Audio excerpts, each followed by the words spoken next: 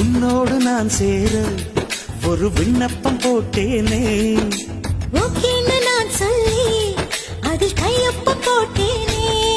இனி என்ன உனக்கு என்ன வேறு லைசன்ஸ் வேண்டாமே.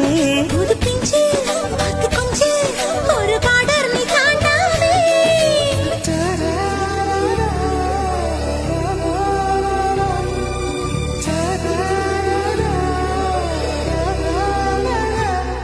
அடி 1 inch 2 inch 3 inch கேப் ஏண்டி அம்மா. அந்த 4 inch 5 inch 6 inch டேப்பு காட்டிடுமா.